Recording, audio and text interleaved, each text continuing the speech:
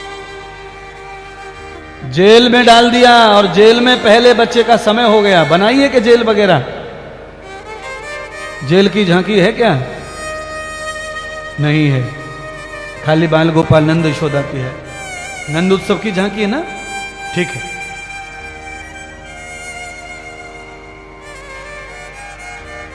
पहले बच्चे को जन्म हुआ और पहले बच्चे के जन्म के साथ ही वासुदेव जी ने नियम का पालन करके पहले बच्चे को कंस को दे दिया। कंस ने पहले बच्चे को गोद में लेके मारने से कंस के मन में डर पैदा हो रहा कि बाल हत्या हो जाएगी, और पहला बच्चा तो मेरा हत्यारा नहीं है, मेरा हत्या करने वाला तो 8वां है। अगर मैंने पहले भांजे को मार दिया तो भांजा और भांजी को मारने का तो महापाप लगता है, गौ हत्या लग जाएगी। इतनी ही देर में नारद आ गए। नारद ने कहा, अरे मूर्ख, आकाशवाणी सुनी है, एक एक करके छोड़ दोगे, 8 हो जाएंगे, फिर समझेगा ही कैसे तुझे कि 8वां कौन सा और पहला कौन सा? इधर से गिनेगा तो इधर 8वां, इधर से गिनेगा तो इधर 8वां। नारद जी ने ऐसा चक्र डाल दिया पापी के पेट में कि घड़ा भर जाए जल्दी से और भगवान आ जाए धरती पर। कंस ने देवकी के बच्चे को पत्थर से कुचल के मारा बंधुओं, इतना दुष्ट था कंस।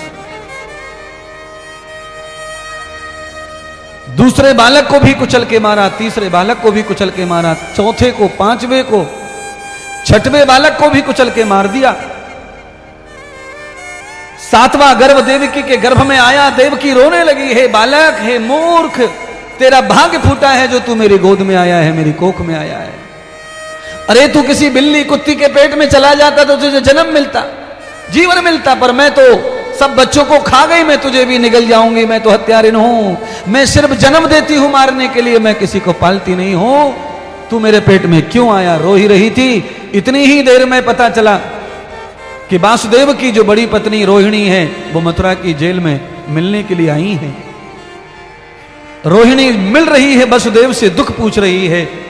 वसुदेव रो रो कर रोहिणी को बता रहे हैं कि कंस ने हमारे साथ ऐसी जाति की है, कंस ने हमारे जीवन को नष्ट कर दिया है, कंस इतनी तकलीफ दे रहा है। देवकी के 6 बच्चों को कंस ने मार डाला, इसलिए हे देवी तुम कुछ करो। देवकी के 7वां गर्भ आ गया है पेट में, उसकी रक्षा करो। कहते हैं ऐसी भगवान नारायण ने लीला कर दी कि देवकी का 7वां गर्भ रोहिणी के गर्भ में प्रवेश हो गया योग माया से। करता जब करता है तो सब कुछ अच्छा कर देता है। सामर्थ्यवान भगवान को क्या कमी है? लीलाधारी जो चाहे सो कर सकते। योग माया के कारण गर्भ में प्रवेश हो गया बालक, और जेल के पहरेदारों को बता दिया कि गर्भपात हो गया 7वें बच्चे का। रोहिणी बच्चे को लेकर के अपने गोकुल में चली गई। समय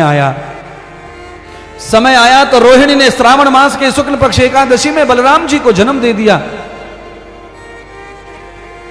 गोकुल के नर नारी रोहिणी का बालक देखकर बड़े प्रसन्न हुए, पर यशोदा मैया की कोख में बालक नहीं है, उम्र ज्यादा हो गई है। और आज रोहिणी के गर्भ से बालक आया तो सबको आनंद हुआ, पर यशोदा मैया का चेहरा देखें तो सारी गोपियां ग्वाल ग्वाल रोने लगे। हे भगवान, यशोदानंद बाबा कितने अच्छे हैं, यशोदा कितनी साड़ियां, कितने श्रृंगार गोपियों को दान करती हैं, पर उनकी गोद क्यों नहीं भर रही है? उनके घर में लाला क्यों नहीं आ रहा है? नंद बाबा सबको आनंद देते हैं, इतने भोले सीधे, पर उनके घर में लाला क्यों नहीं आ रहा है? आपने रोहिणी को दिया है तो नंद बाबा यशोदा को भी भगवान लाला दो। गोकुल की संपूर्ण गोपियों ने 11 दिन का अखंड व्रत धारण कर लिया। अगर यशोदा की गोद नहीं भरेगी तो हम जल नहीं पिएंगे, खाना नहीं खाएंगे, बालक नहीं खिलाएंगे, और हम सोएंगे नहीं। निरंतर व्रत कर रही हैं, अखंड व्रत कर दिया। हे गोविंद, हे परमात्मा, हमारे 11 दिन का पूरा व्रत निर्जल व्रत है, इस व्रत का फल यशोदा को प्रदान कर देना। आप समझो पूरा गांव गोल हो गया यशोदा मैया की खुशी के लिए। इतनी अच्छी कोई हो सकता है दुनिया में आदमी जिसके लिए पूरा गांव एक हो जाए? गाम करे सो राम करे, राम करे सो गाम करे।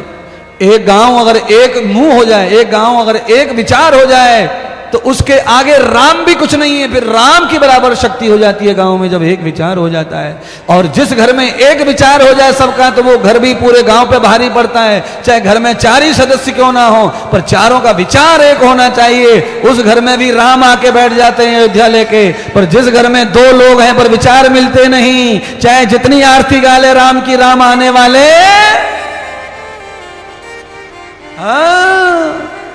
मेरी झोपड़ी के भाग आज जाएंगे राम आएंगे। श्याम झोपड़ी के भाग आज खोले जाएंगे राम आएंगे। मेरी झोपड़ी के भाग आज खोले जाएंगे राम आएंगे। राम आएंगे आएंगे राम आएंगे। ओ राम आएंगे आएंगे राम आएंगे। ओ राम आएंगे आएंगे राम आएंगे।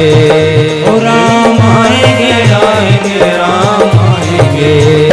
मेरी झोपड़ी के बाग आज खोले जाएंगे हम आएंगे। मेरी झोपड़ी के बाग आज खोले जाएंगे राम आएंगे। वसुदेव जी प्रार्थना कर रहे भगवान से, हे प्रभु कृपा करो, दुख बंधन हरो, मेरी बेड़ियां काटो। और आशा यही लग रही है राम आएंगे श्याम के रूप में। आएंगे आएंगे राम आएंगे। राम आएंगे आएंगे राम आएंगे। ओ राम आएंगे आएंगे राम आएंगे। ओ राम आएंगे आएंगे राम आएंगे। मेरी झोपड़ी के भाग आज खोले जाएंगे राम आएंगे। मेरी झोपड़ी के बाद आज खोले जाएंगे राम आएंगे। ओ राम वसुदेव आएंगे तो अंगना सजाऊंगी। रात के 12 बज गए, वसुदेव जी को सपना आया। और सपने में क्या देखा वसुदेव जी ने कि जेल की 4 दीवारी की खिड़की में भगवान विष्णु आकर खड़े हो गए हैं। और भगवान विष्णु कह रहे हैं, हे वासुदेव, मैं विष्णु तुम्हारी काया तुम्हारे पाप दुख हरने आया हूं। और योग माया ने गोकुल में नंद बाबा के यहां पे अवतार लिया है। पापी कंस को वध करने आया हूं और तुम्हारे घर में मैं तुम्हारा पुत्र बनकर प्रकट होने वाला हूं। जैसे ही मैं बालक बन के आऊंगा, मुझे शीघ्र ही तुम गोकुल पहुंचा देना और वहां से योग माया को लेकर आ जाना। राम आएंगे आएंगे राम आएंगे। राम आएंगे आएंगे श्याम आएंगे। ओ राम आएंगे आएंगे श्याम आएंगे। हम आएंगे आएंगे श्याम आएंगे। जैसे ही वासुदेव जी ने देखा, एक अचानक ज्योति गायब हो गई। वासुदेव बैठे, तत्काल देखा देवकी की बगल में एक छोटा बालक प्रकट हो गया है। बोलो श्री कृष्ण कन्हैया लाल की जय हो। वसुदेव ने देवकी को संकेत किया, देवकी उठो, देखो लाला ने जन्म ले लिया है। अचानक देवकी ने बालक को देखा तो मोह माया में भर गई और पल्लू में छुपा लिया बालक को, किसी द्वारपाल सैनिक के नजर ना पड़ जाए। 7 बच्चों को जन्म देख दे